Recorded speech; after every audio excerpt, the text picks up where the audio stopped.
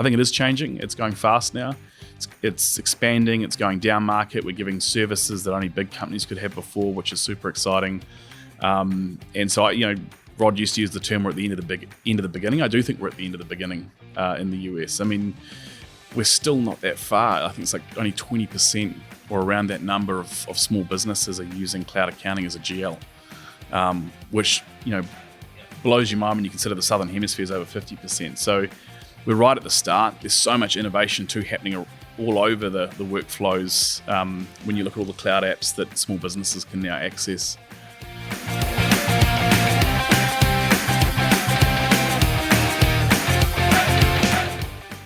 Today is Monday, July 19th. This is the Cloud Accounting Podcast. I'm Blake Oliver. And I'm David Leary. And I'm Ben Richmond. Ben, we have Ben Richmond here. Ben Richmond is the country manager for the U.S. market. 4-0. I almost forgot the company.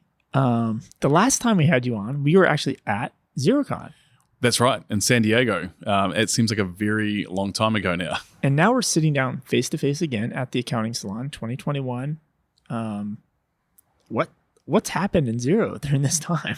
It's like we went to a conference and then the world stopped and now we came back out.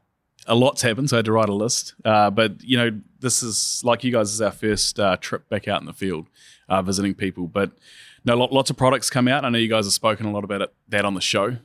Just recently, we launched our new app analytics tool, which is an AI-driven tool that helps businesses get a view of their 30, 60, 90-day cash flow, where the business is going to be at. But as we've talked about, we're really focusing on getting a lot of the US specifics growing faster in the product. So lots of stuff's gone into our reporting product, which has been great, and lots of bank feeds as well. So I think since we last spoke, we've got Chase, Bank of America, and Citi, all as direct connections. But more in sort of what have we been up to? We've grown. So we've had, it's fun fact, about a third of our workforce in North America hasn't been into one of our offices or met another Xero. So we're super excited as we start to go back into offices safely, to start to meet a lot of the Xeros that have joined, getting back out safely when our customers are ready to meet them as well. But it's been a pretty humbling experience as well. I mean, there were lots of great things we learned, but lots of tough times when you thought about the start of the pandemic and everything that was going on at the time. The first after our party in San Diego at XeroCon, the big thing we focused on really when the pandemic hit was let's just look after our customers. And so I remember, we actually took on our sales side, we took commission off all our salespeople and said, in the first 90 days, we just want to check in with partners. How are they doing? This is the never-ending tax season. Many are still on their journey to being in the cloud and aren't set up to operate well remotely. And so we said, look, even if you just need to help the partner learn how to use Slack or learn how to use Zoom, because a big chunk of the market hadn't. And so we just really focused on checking in and supporting the partners and same thing with our people. It was, I think everyone's experienced the fatigue of, virtual happy hours, virtual conferences. It got pretty tough there for a while. So focused on getting behind our people, making sure we're doing the right things in the communities that we're supporting. But probably the big one is, the US is now our top priority for Xero globally. And so, it's been really exciting to see our product teams mobilizing around the US market. We've got lots of stuff that's come out, lots of great stuff that's going to be coming.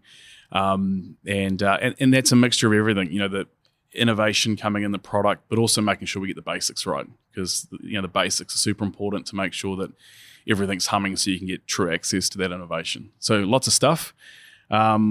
Personally, I use the pandemic as a way to get healthy. So I used the not being on an airplane all the time to get out, get fit, hike in Colorado, which was great. Spent a lot of time getting to know the state that I've been living in for 4 years now. Lots of good stuff, lots of tough stuff, but I think we've all been through the same challenge. How have you guys been? We still record the podcast every week. Yeah. So for our listeners, the world never changed for Blake and myself. Yeah. So I moved from LA to Arizona. So now David and I are in the same state, although different cities. I too have been getting out a bit more. It's been interesting, like traveling again after all this. I mean, the planes are full, right? Yep, that they are. But yeah, no, it's I guess there are silver linings for a lot of folks, and for me it was discovering that I don't need to travel and be constantly moving around to get stuff done and to be happy too, right? Like I think a lot of us discovered things at home. How about you, David?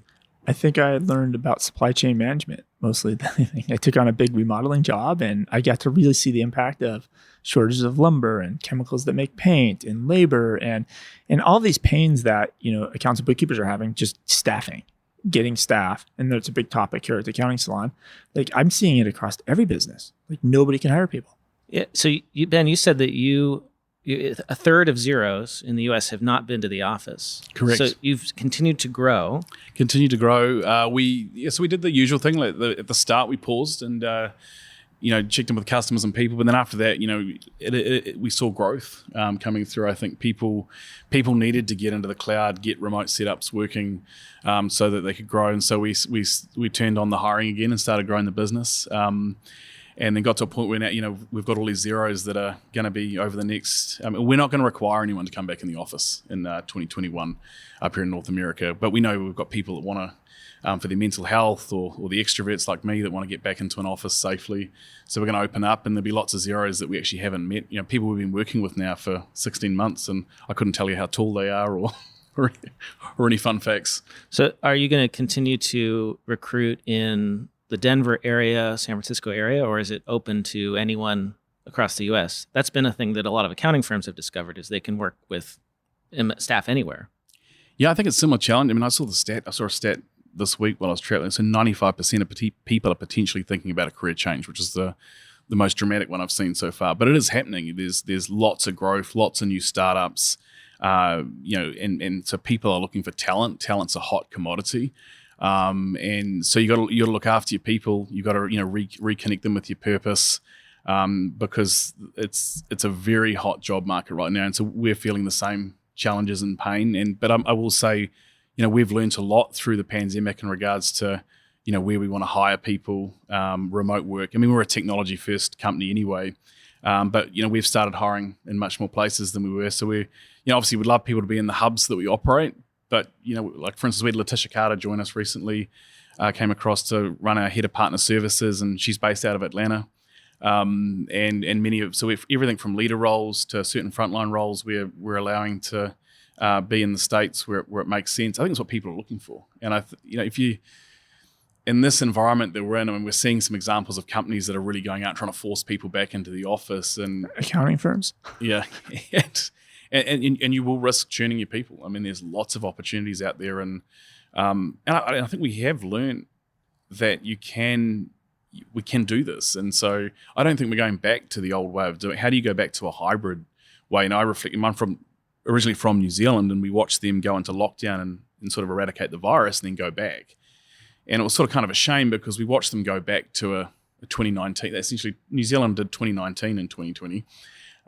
Whereas up here, we've been in this for a long time. We've developed new habits. I think people are desperate to get back face to face. People are desperate to spend time with each other and with customers. But I don't think we're going back to that. You must be in the office and in these certain hubs. And that excites me. I think it excites me from a diversity and inclusion is really important for us at Xero by opening up where we hire. Helps us do a much better job at, making sure that our teams look like the communities that they serve. And in a talent shortage, you've got to go everywhere. And it's the same thing if you're an accounting firm that's just trying to hire people in your town. That's going to be incredibly hard right now. Or if you're on the right platforms and you're taking this modern approach to hiring, then you can access talent all over the country. I think it's exciting.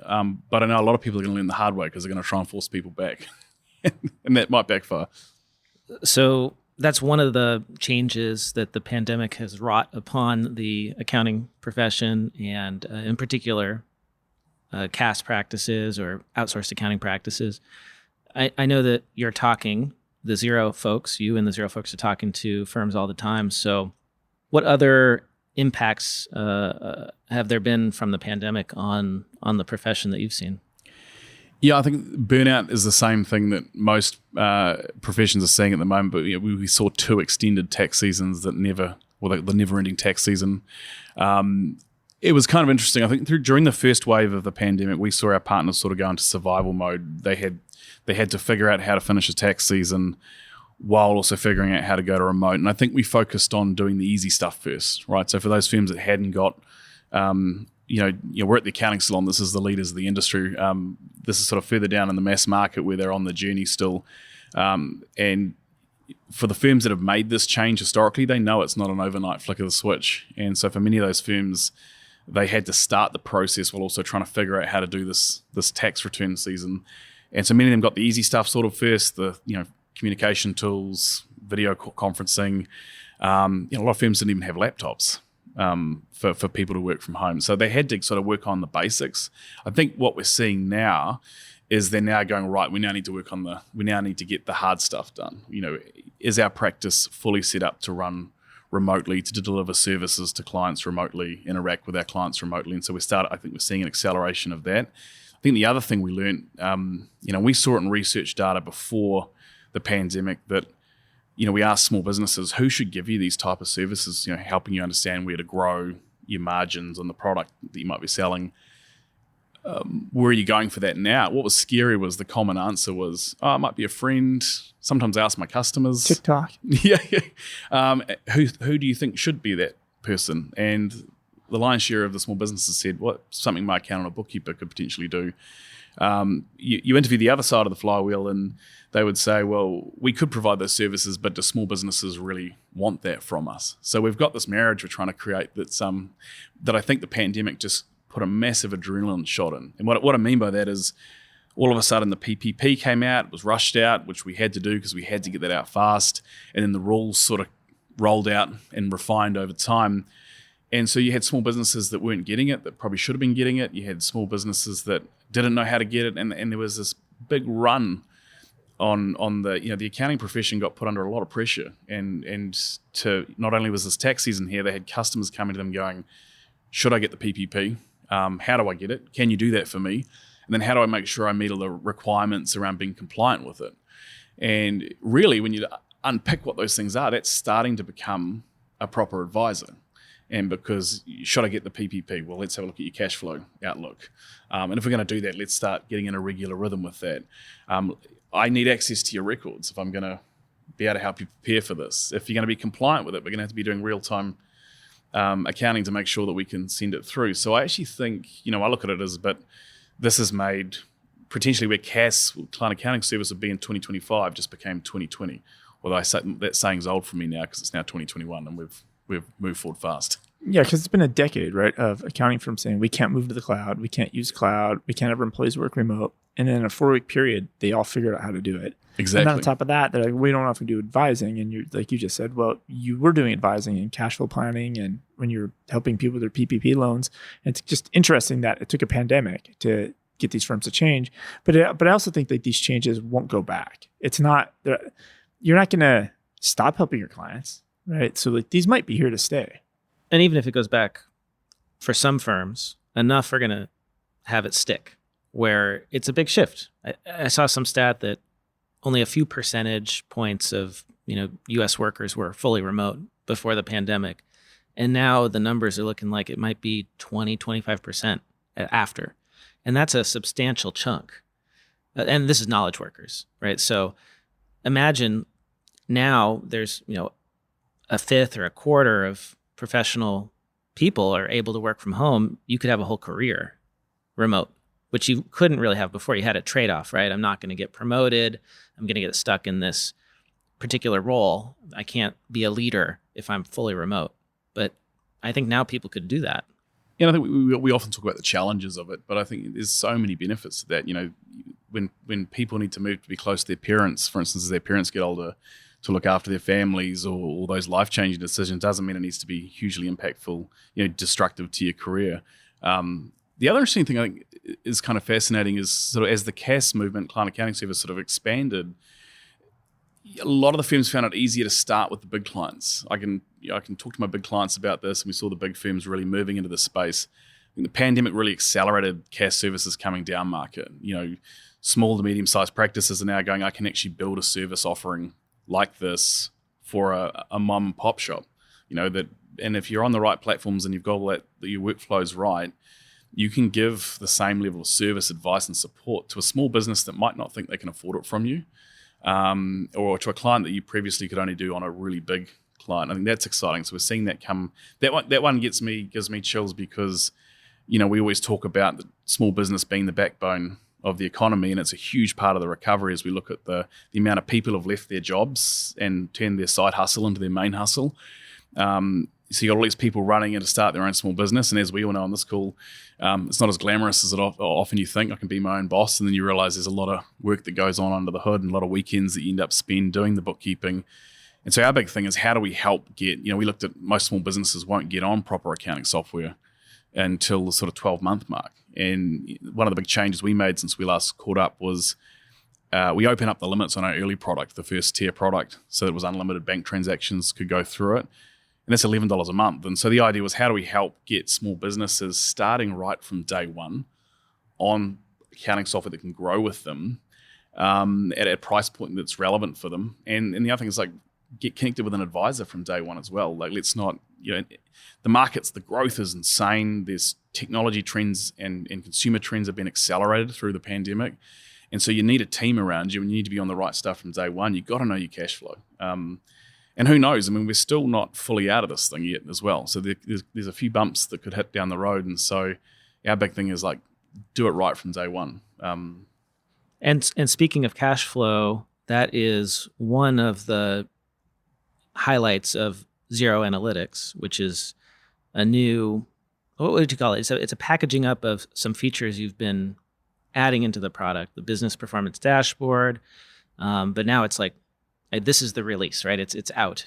Correct. Yeah. So we actually, when the pandemic hit, we rushed out. We wanted to get to market faster with the business snapshot and the business dashboard to really help businesses get that view of where I am today and what's it looking like in the next 30 days, to help with those sort of, do I need to go and get financing or do I need help? This sort of building on that. So we've put the algorithms are starting to look at recurring transactions and start to call out things to you that you should be aware of. And then, of course, Xero's always had that view of, we want your accountant interact, so that we've also made sure we've thought about the advisor in this space, because, again, a lot of businesses might not understand what it means. So we've tried to keep it on the small business side, really simple human language that they can understand with actionable insights, but also making sure the advisor can play a part in that discussion as well and help them, so what now what? What should I do? How do I make a change to that? So we're excited to bring that out and launch it. Yeah, it looks really nice. And so the AI component of this, if I understand correctly, is that it's a short-term cash flow projection. Correct. And so if I enter invoices and bills, it's going to show me my cash projected change over time based on those. In addition, it will look at my bank feed and project those expenses that are in the feed that are not bills or invoices. Correct, yeah. So then I can accept or reject those suggestions. Is that right? Yeah, correct. So it'll start giving you suggestions, and you can look at which, the system's mistakenly identified that as a recurring transaction, back that out, with the whole idea of going, 30, 60, 90 days out, am I going to be in a good cash flow position or not? And then if I need extra cash flow, which we know is the fuel for small business, how do I start having that financing conversation earlier rather than later? Because, again, most people don't, will call the accountant because the bank account balance is getting to the limit. And it's often too late and harder to get when you do that. And this is available on, is it all the plans now, or is it's certain Xero plans for the analytics? Yeah, it's in the higher Xero plans, and it's involved, I think it's in our, what we call our established plan, which is the $62 plan there. Our initial view was to put this in as an add-on as we built the functionality out. What we've done is just we want everyone to use it, and for now we said until January 2022. We'll leave it as free of charge for you to get to know, and then as we build more functionality, we'll look at what we do in the future with it. Got it. Well, yeah, I could see firms building a simple cash flow forecasting offering into their CAS services using this kind of solution. I mean, I used to do this manually in a spreadsheet for my clients for that. So it's great to see. You mentioned something earlier that really got my ears to perk up, which is the focus on the U.S. market. I did, yep. Again, because that Xero, having been somebody who's I became a Xero bookkeeper not too long after Xero hit the U.S. shores, when it was a few dozen employees perhaps, got very excited.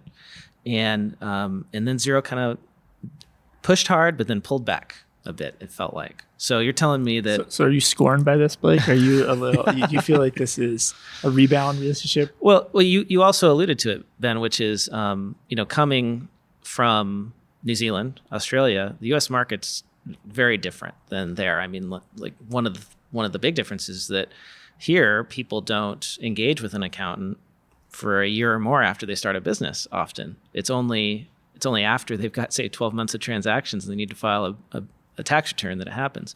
Whereas in New Zealand, Australia, people get with an accountant much sooner. Is that right? Correct. So, yeah, the Commonwealth markets have seen a lot more, things like GST means the accountants have generally had a more regular interaction and helped them do that filing. So they've been more used to it, which has then given the opportunity to do the advisory work earlier.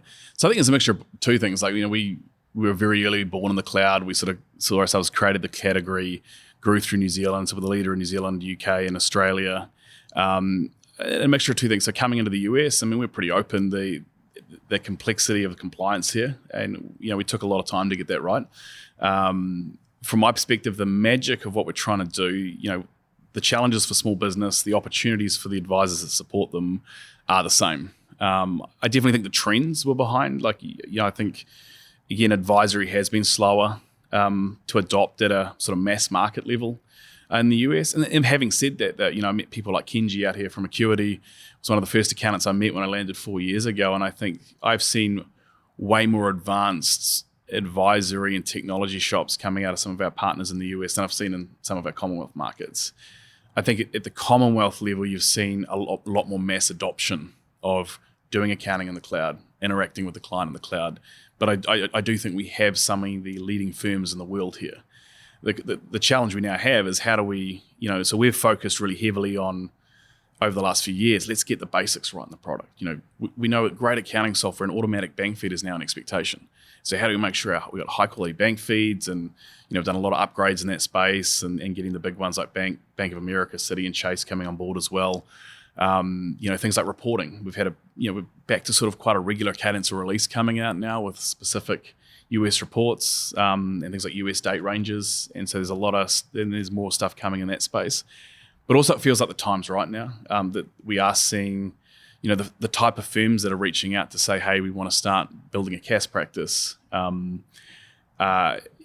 seeing that mass market looking firm come down. And, I credit a lot of that to the people that are at this conference today because, they were the ones that jumped very early. People like yourself, Blake, that, could see the opportunity. And, I've had lots of conversations with people like small businesses just don't work with their accountants in the US like they do in the rest of the world. And my challenge that and say, well, is that the right answer? Right. Is that our fault? Yeah. Or is that just the way it is? Yeah. I think can we change it? I think we, together we can all change that. And I think, the data, you can definitely see, we probably spoke about this at San Diego years ago, and we'd probably need to update the stat, but, survival rates of businesses that are on good cloud accounting software working with an advisor connected regularly was something like 85% over 5 years versus 50% was a stat. So we can see in the data that it works. 90% of our subscribers are attached to an advisor. I think going back to the early part of the conversation, we've got to get the marrying both sides to do much better. And I think the pandemic, while it's been a really tough time, it's actually created examples of that. I think a lot of people have had their eyes open to, actually, I do need help with that sort of stuff. And maybe my accountant is the person. And then a lot of the accountants are going, actually, we can play that role. So I think it is changing. It's going fast now. It's expanding. It's going down market. We're giving services that only big companies could have before, which is super exciting. And so Rod used to use the term we're at the end of the beginning. I do think we're at the end of the beginning in the US. We're still not that far. I think it's like only 20% or around that number of small businesses are using cloud accounting as a GL, which blows your mind when you consider the Southern Hemisphere is over 50%. So we're right at the start. There's so much innovation too happening all over the workflows when you look at all the cloud apps that small businesses can now access.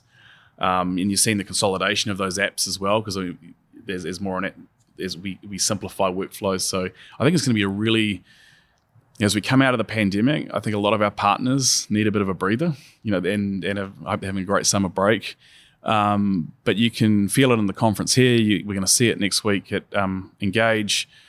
I think now that, now's the reflection period of going, how do we do that better? How do we not, for those that weren't in a good position going into that pandemic, how do we make sure we're on a better, the conversation becomes about business continuity and being able to support clients in a remote way. And as we talk about other challenges the profession's having, like the talent retention and the hot employment market, all of these things like technology are going to set you up for success for that.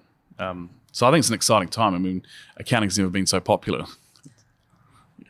I have a question. So I remember months ago, you guys started getting very heavily involved in agriculture. And it was even down under, right? And you partnered with somebody. And I kind of loosely joked with Blake. I was like, Xero is going to be a niche app. Like, loosely.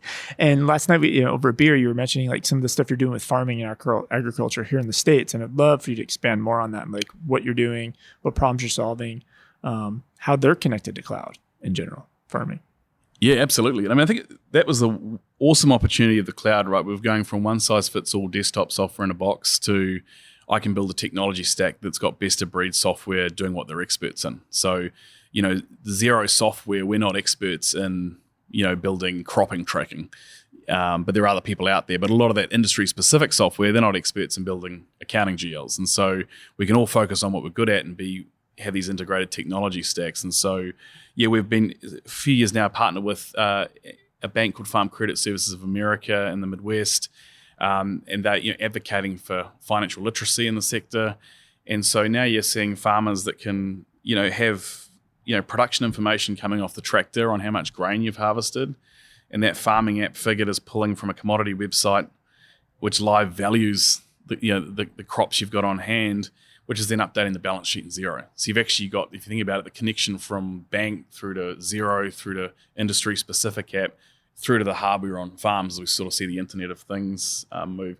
It excites me. I come from a farming background, a farm accounting background, and farmers have had productivity software, production software for years. They get excited because I got 30% more crops off that paddock this year, but that's not linking to profitability. So did that happen because we over-fertilized and actually the profitability is down? So if you're connecting production information with the accounting side and the proper inventory valuation, you're seeing the full picture. And so it's not just agriculture. We're looking at, we are looking at sectors where we've got really strong, Xero's always been an open platform from day one. So, where we have strong players that make sense for an industry vertical, we're getting in behind it. We're seeing great things with real estate, construction, e-commerce.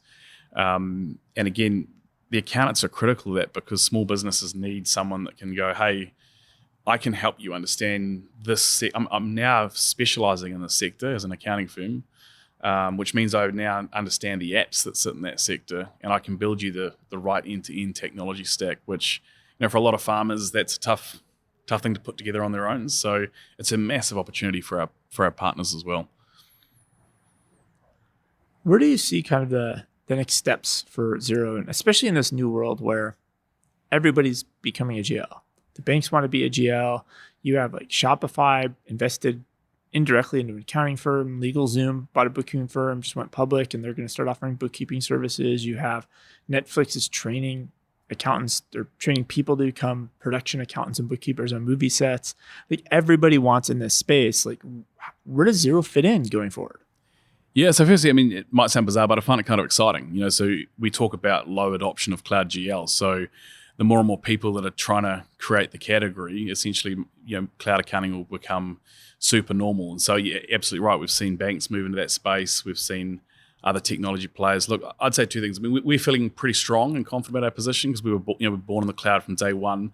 And we do see massive strength in the fact that accountants and bookkeepers are critical to the equation for us. And I think, they are still, we believe in the trend that accountants and bookkeepers are going to become more and more involved with small business. We'll see them transform into more managed service shops. And they'll want to work with platforms that can work with lots of different types of clients. So, yeah, I think we're going to continue to see more and more players play in the GL space. I can tell you from Xero's experience, it's incredibly expensive to build a GL and takes a long time to build it fully out. And we believe in best of breed, right? So we've always kept that sort of open platform approach. Some of the partners you mentioned there, Shopify is a great partner of ours. So we've always believed in. We've got partners that often have competing functionality to us, but we believe in that whole, the customer and the partner will build the best technology stack for them, which allows us to stay really specialized on what we're good at.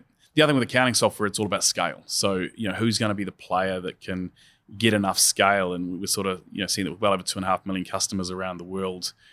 And we've always, if you think about Xero, we provide the tools for an accounting firm in their practice, right from write-up GLs now to the full business edition. And so, being that platform player, but wanting to play with other people. And I think there'll be a lot of innovation. I mean, there's, the more and more people that are attacking this will drive more and more innovation. So we'll just have to make sure we stay ahead of our game.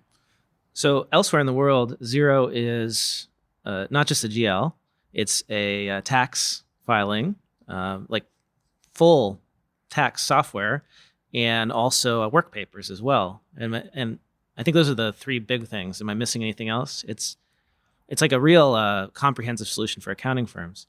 And our U.S. listeners may not be aware of that because for us, we have the GL here in the U.S.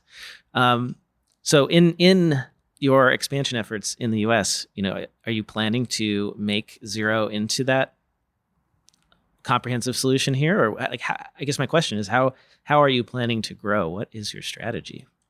Yes, it's a great question. I think all of those things you just mentioned are workflows we have to solve. How we solve them may be different, would be what I'd say. So, you take a country like Australia, one GST code, and a very simple digital end-of-year tax filing engine is required without the sort of digitization and simplification we've seen in the Commonwealth of the tax systems. So, whether we solve it through, we've talked about the partnership approach, and so we've done partnerships with some of the tax players. We're getting the data out of Xero into the tax, so you can finish end of year tax is important. So we're constantly looking at that, how we deepen those partnerships, what parts should we build versus and we've talked to the market recently, and you've seen this year we've done a few acquisitions. So we look at everything from a build buy partner perspective.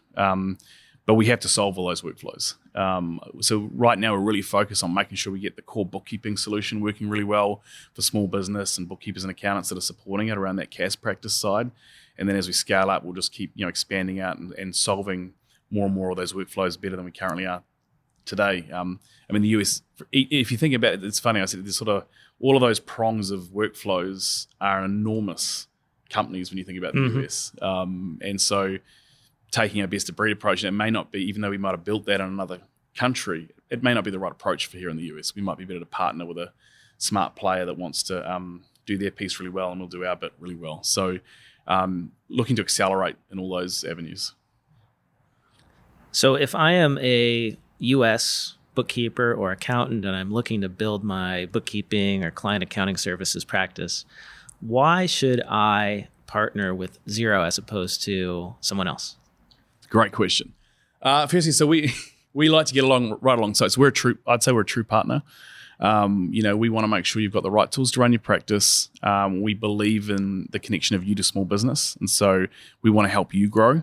If you're a startup firm, it's easy. Let's help you build a technology stack that will evolve as your firm grows. If you're a firm that's looking to make a change, we understand it's really hard, and so we'll get right alongside you. Our people are out in the cities, and the firms that we support, we're in their offices. Well, pre the pandemic we were, and when we can safely, we'll be back there. But helping you go through that change management with your firm and that training, helping you educate your clients as well. So we really get alongside you. The other thing I think is a big differentiator for us is, we realize that most firms have got clients that are on the cloud, ready to go to the cloud, and are going to hang on to desktop or spreadsheet for a while as well. And so, we're trying to build a platform in a way that you can really take your practice online. We've got tools from practice management. We've done some updates to the work papers, and there'll be more coming soon in that space. So you can use that as a tool here in the US. We want to make sure that the GLs are playing nicely with whatever tax solution you're doing. But also when we look at our core GL, you can have a client that's on desktop or a spreadsheet, but still bring them into our basic cloud GL product.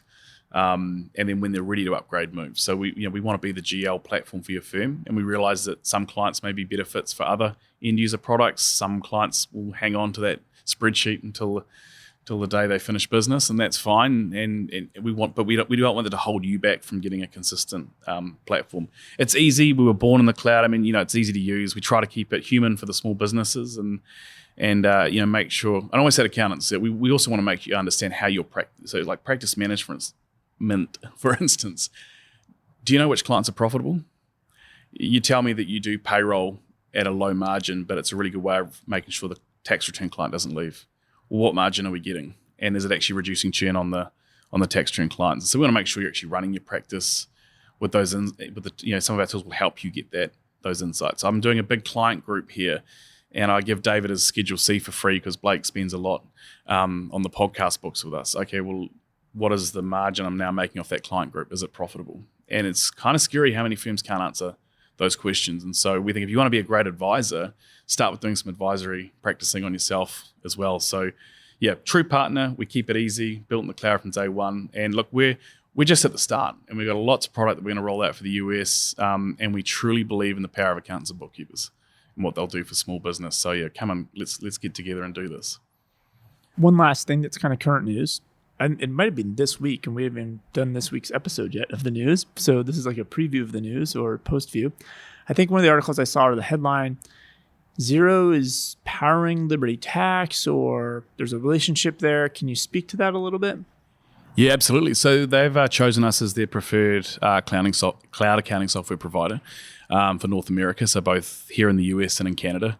As you know, Liberty Tax is a pretty expansive firm right across both countries. They serve many small businesses, and they are looking to grow and growing rapidly into more bookkeeping services for their clients and wanting to be able to give more advice to their small businesses beyond the great tax services that they provide. And they're a franchise model, right? Correct. Okay. Yeah. So they have franchises all over North America. So so we'll be getting alongside them, helping them to start rolling the product out, but also as they look to grow and expand these services to their clients. Really exciting partnership for us.